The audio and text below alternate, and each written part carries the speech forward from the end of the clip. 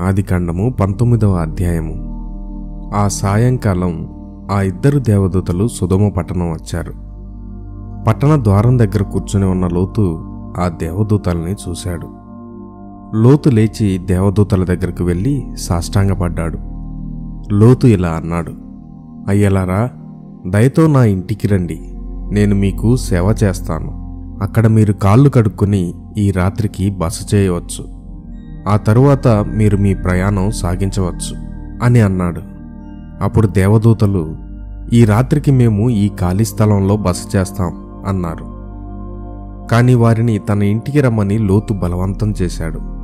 అందుచేత లోతు ఇంటికి వెళ్ళడానికి దేవదూతలు ఒప్పుకున్నారు. వారు ఇంటికి వెళ్ళగానే వారు తినేందుకు లోతు భోజనం తయారు చేశాడు. వాళ్ళ కోసం రొట్టెలు తయారు చేశాడు. లోతు వండిన భోజనం దేవదూతలు తిన్నారు. ఆ రాత్రి పండుకొనక ముందు పట్టణం నలుమూలల నుండి పురుషులు, చిన్నలు, పెద్దలు లోతు ఇంటికి వచ్చారు. సొదొమ ప్రజలు లోతు ఇంటిని చుట్టుముట్టి లోతును పిలిచారు. ఈ రాత్రి నీ ఇంటికి వచ్చిన ఆ ఇద్దరి మనుష్యులు ఎక్కడా?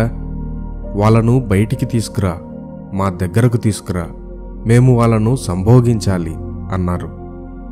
లోతు బయటికి వెళ్ళి వెనుకగా తలుపు మూశాడు. వద్దు నా సోదరులారా, దయచేసి ఈ చెడ్డ పని మీరు చేయవద్దని బతిమాలుకుంటున్నాను అని ఆ మనుషులతో లోతు చెప్పాడు. చూడండి, నాకు 2 కుమార్తెలు ఉన్నారు. వారు ఇదివరకు ఎన్నడూ ఏ పురుషుని వద్ద శయనించలేదు. నా కూతుళ్లను మీకు ఇస్తాను, మీ ఇష్టం వచ్చినట్టు వాళ్ళని చేసుకోండి. కానీ దయచేసి ఈ మనుషులను మాత్రం ఏమీ చేయకండి. వీళ్ళు నా ఇంటికి వచ్చారు, నేను వాళ్ళను కాపాడాలి అని లోతు ఆ మనుషులతో అన్నాడు. మా దారికి అడ్డురాకు అంటూ చుట్టూ ఉన్న వాళ్ళంతా అరిచారు. లోతు ఒక యాత్రికుడిగా మన పట్టణం వచ్చాడు, ఇప్పుడు మనకే నీతులు చెబుతున్నాడు అని వాళ్ళలో వాళ్ళు చెప్పుకున్నారు. అప్పుడు వాళ్ళు లోతుతో, వాళ్ళకు చేసేవాటికంటే ఎక్కువ కీడు నీకు చేస్తాం అని చెప్పారు. కనుక ఆ మనుష్యులు లోతు దగ్గరకు మరింత సమీపంగా వెళ్ళి తలుపు బద్దలు కొట్టడానికి సిద్ధమయ్యారు. అయితే లోతు ఇంటిలో ఉన్న ఆ 2 మనుషులు తలుపు తెరిచి లోతును లోపలికి లాగేశారు. తరువాత వాళ్ళు తలుపు మూసేశారు. ద్వారమునకు వెలుపల ఉన్న మనుషులు గుడ్డివాళ్ళు అయ్యేటట్టు ఆ దేవదూతలు చేశారు.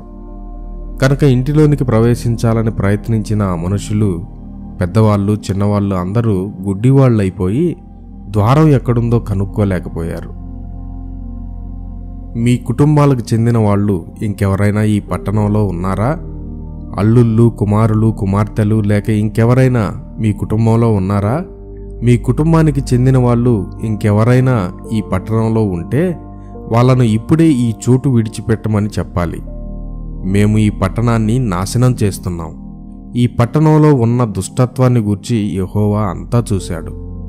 కనుక ఈ పట్టణాన్ని నాశనం చేయడానికి యెహోవా మమ్మల్ని పంపించాడు అని ఆ 2 మనుషులు లోతుకు చెప్పారు. కనుక లోతు బయటికి వెళ్ళి తన కుమార్తెలను పెండ్లాడనయ్యున్న అల్లులతో మాట్లాడాడు. త్వరగా ఈ పట్టణం వదిలిపెట్టండి, యెహోవా దీన్ని నాశనం చేయబోతున్నాడు అన్నాడు లోతు. అయితే లోతు పరిహాసం చేస్తున్నాడని వాళ్ళు అనుకున్నారు. ఆ తర్వాత రోజు ఉదయం దేవదూతలు లోతును తొందరపెట్టి ఇలాగన్నారు: చూడు, ఈ పట్టణం శిక్షించబడుతుంది. కనుక ఇంక నీతో ఉన్న నీ భార్య, నీ 2 కుమార్తెలను తోడుకొని ఈ స్థలం విడిచిపెట్టు. అప్పుడు ఈ పట్టణంతో పాటు నీవు నాశనం కాకుండా ఉంటావు. కానీ లోతు కలవరపడి వెళ్ళిపోయేందుకు త్వరపడలేదు. కనుక ఆ 2 దేవదూతలు లోతు, అతని భార్య, అతని 2 కుమార్తెలు చేతులు పట్టుకున్నారు. లోతును, అతని కుటుంబాన్ని ఆ 2 మనుషులు ఆ పట్టణంలో నుంచి క్షేమంగా బయటకు నడిపించారు. లోతు, అతని కుటుంబం ఎడల యెహోవా దయ చూపించాడు. అందుచేత లోతును, అతని కుటుంబాన్ని ఆ 2 మనుషులు ఆ పట్టణంలో నుండి బయటకు తీసుకుని వచ్చారు. వారు బయటకు వచ్చాక ఆ మనుషులలో ఒకరు ఇలా అన్నారు: ఇప్పుడు మీ ప్రాణం కాపాడుకోవడానికి పారిపోండి. మళ్ళీ వెనక్కు తిరిగి పట్టణం వైపు చూడకండి. లోయలో ఎక్కడా ఆగకండి. పర్వతాలు చేరేంత వరకు పరిగెత్తండి. అలా చేయకపోతే పట్టణంతో పాటు మీరు కూడా నాశనం అయిపోతారు అని అన్నారు.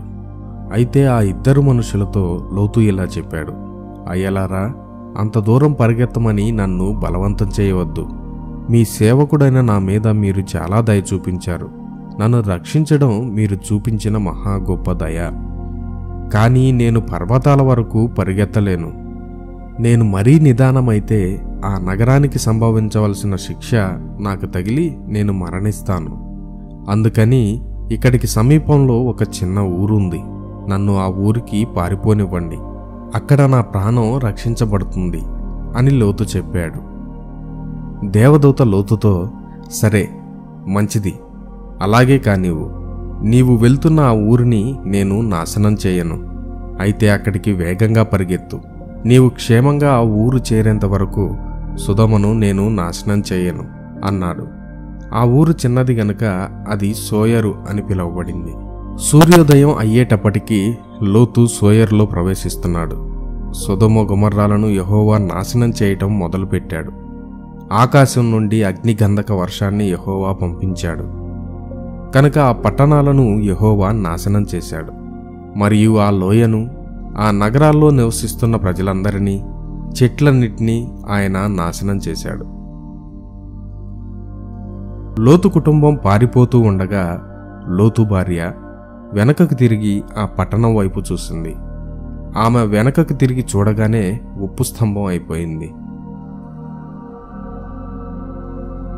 అదే రోజు ఉదయం అబ్రహాము పెందలకడ లేచి నిన్న యెహోవా ఎదుట నిలిచిన స్థలానికి వెళ్ళాడు. అబ్రహాము సొదొమ గొమొర్రాల వైపు కిందగా చూశాడు. ఆ లోయ ప్రదేశమంతా అబ్రహాము చూశాడు. ఆ చోటు నుండి విస్తారమైన పొగలు రావటం చూశాడు. అది ఒక మహా గొప్ప మంట నుండి లేచిన పొగలా కనబడుతుంది. ఆ లోయలోని పట్టణాలను దేవుడు నాశనం చేశాడు. అయితే దేవుడు ఇది చేసినప్పుడు అబ్రహాము అడిగిన దానిని ఆయన జ్ఞాపకం చేసుకున్నాడు. లోతు ప్రాణాన్ని దేవుడు రక్షించాడు. కాని లోతు నివసించిన పట్టణాన్ని యెహోవా నాశనం చేశాడు. సోయరులో జీవించేందుకు లోతు భయపడ్డాడు.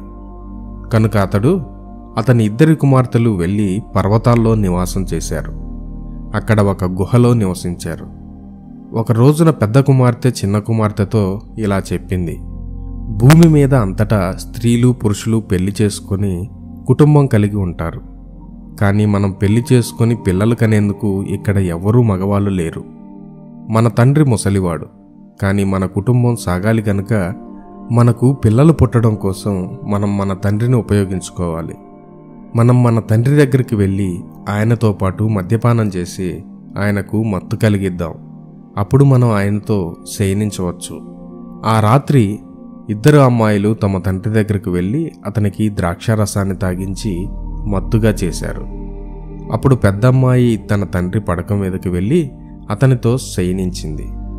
లోతు మత్తులో ఉన్నాడు కనుక ఆమె ఎప్పుడు తనతో కలుసుకున్నది లేచి వెళ్ళినది అతనికి తెలియలేదు. మరునాడు పెద్దమ్మాయి చిన్నమ్మాయితో చెప్పింది, గత రాత్రి నా తండ్రితో నేను శయనించాను. ఈ రాత్రి మళ్ళీ మనం ఆయనకు ద్రాక్షారసంతో మత్తు కలిగిద్దాం. అప్పుడు నీవు ఆయన పడక మీదకి వెళ్ళి ఆయనతో లైంగికంగా కలుసుకొనవచ్చు. ఈ విధంగా మన కుటుంబం అంతం కాకుండా పిల్లలు పుట్టేందుకు మనం మన తండ్రిని ఉపయోగించుకోవచ్చు. కనుక ఆ రాత్రి తమ తండ్రికి మత్తు ఎక్కేంత వరకు ఆ 2 అమ్మాయిలు తన తండ్రికి ద్రాక్షారసాన్ని తాగించారు. అప్పుడు చిన్నమ్మాయి అతని పడక మీదకి వెళ్ళి అతనితో శయనించింది. అతని కుమార్తె అతనితో శయనించినట్టు లోతుకు మరలా తెలియలేదు. అందుచేత లోతు కుమార్తెలు 2 గర్భవతులయ్యారు. వారి తండ్రి వారి శిశువులకు తండ్రి. పెద్ద కుమార్తెకు ఒక కొడుకు పుట్టాడు. ఆమె ఆ కుమారునికి మోయాబు అని పేరు పెట్టింది. నేటికి జీవిస్తున్న మోయాబు ప్రజలందరికీ అతడు తండ్రి. చిన్న కుమార్తెకు కూడా ఒక కొడుకు పుట్టాడు. ఆమె తన కుమారునికి బెన్నమ్మి అని పేరు పెట్టింది. నేటికి జీవిస్తున్న అమ్మోని ప్రజలందరికీ బెన్నమ్మి తండ్రి.